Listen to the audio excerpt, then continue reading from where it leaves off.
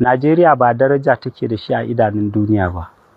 Darajar Najeriya ta riga ta zube warwas. Najeriya ba ta da wata daraja a yanzu yadda muke magana.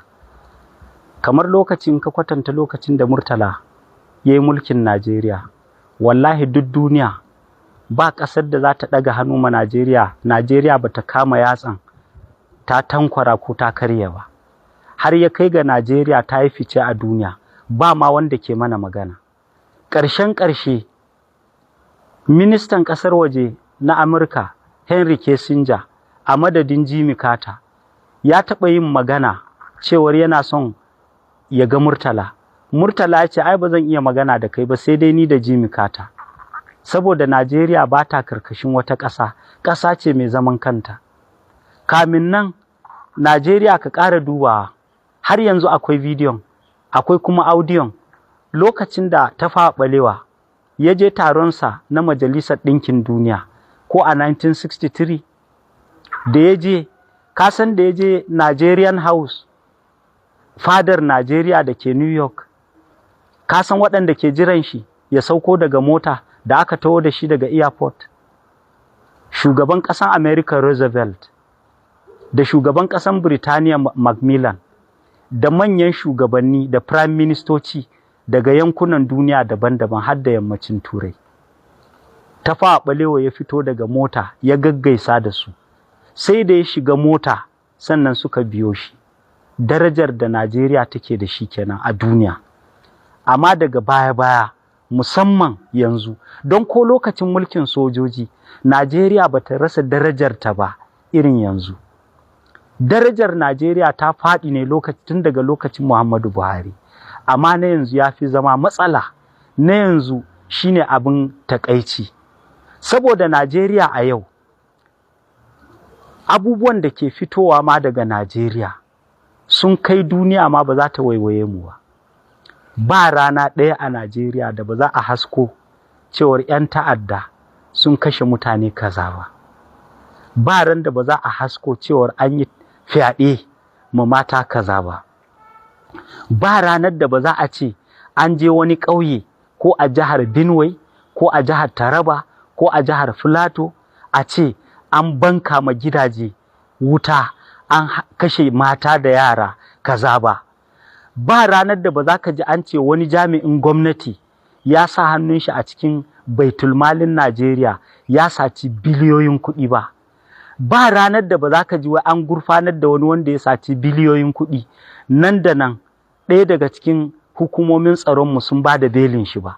Irin waɗannan labarai kuma za ka ga wai shugaban ƙasa, gwamnoni, 'yan majalisa ba sa bincike akan waɗannan abubuwan da ke faruwa. Ba sa ɗaukan tsauraran matakai akan waɗanda ake tuhuma da irin waɗannan laifukan. Yanzu ka ɗauki ko noma, wai yanzu Najeriya ba ma iya ciyar da kanmu. Arewan ma yanzu wai yunwa ke koran mutane su je kudu neman abinci. Wallahi akwai ƙanina da yake Onitsha, sunan shi Illa. Ya bani labari ya ce wallahi yanzu haka a garin Anacha. Ya ce ɗan arewa duk inda ya san mutuncin kansa, wallahi yana tafiya ne cikin tsarguwa. Saboda yadda mutanenmu suka bazama kowane titi a Anacha, yanzu 'yan arewa ne. Sai dai ka ga mace da 'ya'ya 4, 'ya'ya 5, su kuma inyamurai wani lokaci sai su wulaƙanta su. A gabansu ake wulaƙanci, a wulaƙanta, a ƙaskantar da su. To waɗannan abubuwan kuma duka ana haskowa ma duniya. Yadda majalisar mu take muhawara ko take ƙin muhawara akan abubuwan da ke faruwa, ana haskowa. Ko akan wannan hukuma da kai magana, baka ga majalisar dattijai ta ce ba za ta tattauna a kai ba? Baka ji ba? Ta ce ba za ta tattauna a kai ba. Yanzu majalisar wakilai su ne ma suka yarda za su tattauna a kai, har suka kafa kwamiti. To irin waɗannan abubuwan baya ba ƙasa daraja duk inda take. Shi yasa ko yau Ahmad Bola Tinubu ba a duniya ba, a Afirka, ina ne zai je ya yi daraja? A matsayin shi na shugaban da yake shugabantar ƙasa mafi girma ta baƙar fata a duniya, wanda ake kiranta giwar Afirka, ƙasar da tafi kowace ƙasa a Afirka arziki, amma shugaban ƙasanta bai da daraja. Yanzu ka ga abin da ya faru a South Africa. Shugaban ƙasar South Africa gayyata ya rubuta ma shugaban ƙasar Ghana ka san abin da Dramani Muhammad ya ce mashi? Ya ce ai ba zan taɓa taka ƙasar South Africa ba. Ya ce ba yadda za a yi muna 'yan Afirka kuma ka bar 'yan ƙasanka suna kashe wasu 'yan Afirka a matsayin su ba 'yan ƙasa ba ne. Wallahi shugaban Ghana ya ce ba zai je ba. Amma shugaban ƙasar Najeriya lokacin da BRICS za su yi taro, ba cewa aka yi kar Najeriya ta zo ba, kuma ya je, baka ga hoton da aka yi ba? Mu in ba hulan shugaban ƙasanmu ba, me muka gane a wajen? An kai shi can baya ne fa. To ina ga in za a yi taron Majalisar Ɗinkin Duniya. Tun da ya zama shugaban ƙasa ma bai je taron Majalisar Ɗinkin Duniya ba, sai a tura mataimakin shugaban ƙasa. Wallahi sai 'yan Najeriya sun tsaya, saboda 'yan Najeriya su ne ginshikin dimokuraɗiyya. Ni da kai, da wancan, da wannan, da sauran jama'a, mu da muke ƙasa, mu ne talakawa, kowannenmu yana da katin 'yanci wanda zai zaɓe. Wannan katin 'yanci dama ce Allah ya bamu na mu sauya tsarin tafiyarmu in ba mu yarda da shi ba. 'Yan Najeriya yau in suka so, wallahi duk wanda yake kan kujeran mulki ko kujeran majalisa ko kujeran iko, in 'yan Najeriya suka lashi takobin canji, wallahi za mu canja su gaba ɗayansu. Kuma karka damu da abin da 'yan sanda za su yi, karka damu da abin da hukumar zaɓe mai zaman kanta za ta yi, karka damu da irin karance-karancen da alƙalai za su yi in aka yi ƙara. Wallahi mu ne prime moving factor na demokrasi. In muka so, demokrasiya na iya ɗorewa a Najeriya. Sakacinmu ne da bibiye-bibiye na ƙarya da wawanci shi ya bar irin wannan tsarin ke tafiya.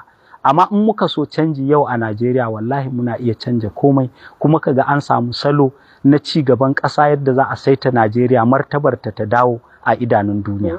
Kalma ɗaya, kalaman abin da Sando Igboho ya dinga yi da kuma Fulani a can, da ake ce mutuncin Arewa a kudancin Najeriya, ake kallon? Ai 'yan Arewa, kowa ya san matsayin 'yan Arewa. Ɗan Arewa baya kishin kansa. Kaga ɗaya kenan.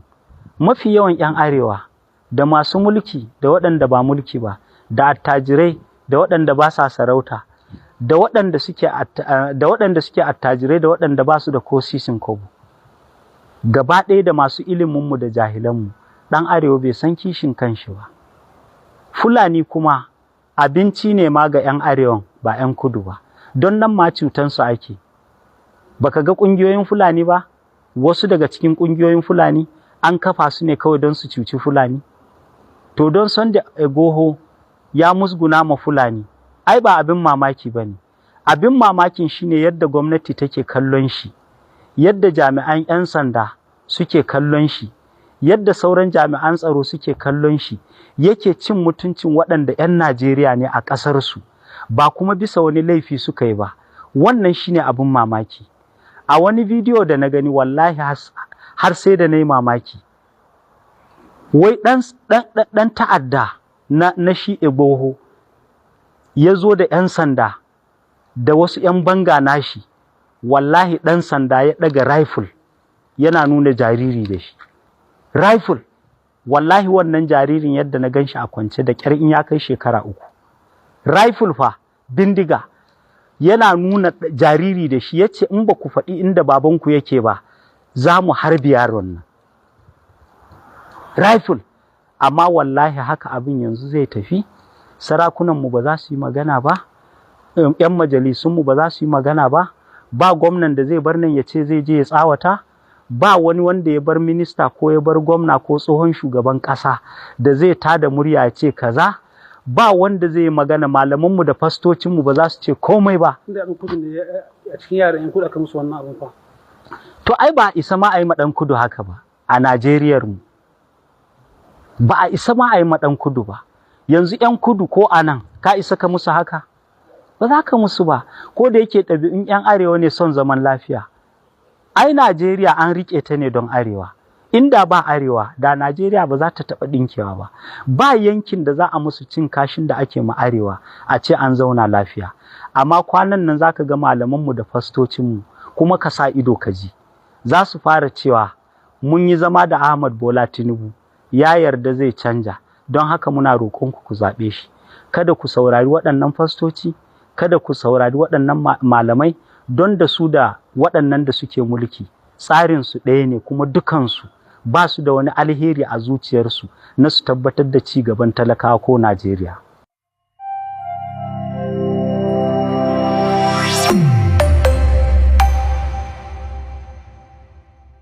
Menene ra'ayinku game da wannan al'amarin? Duka-duka ana muka kawo ƙarshen wannan shirin. Sai kuma an jima idan kun ji mu ɗauke da waɗansu sababbin shirye-shiryen kamar kullum. Kada dai ku manta kuna tare da tashar Sirrin Taurari. Sirrin Taurari a shirye take domin faɗakarwa, ilmantarwa da kuma nishaɗantar da ku a kodayaushe. Domin kasancewa cikakkun 'yan wa'annan tasha mai albarka. Ku yi mana subscribe kana ku danna ƙararrawa. Haka ne kaɗai zai ba mu damar sanar da ku da zarar mun ɗora ƙayatattun shirye-shiryenmu a gare ku. Tashar Sirrin Taurari tana alfahari da ku a kodayaushe. Mun gode, mun gode.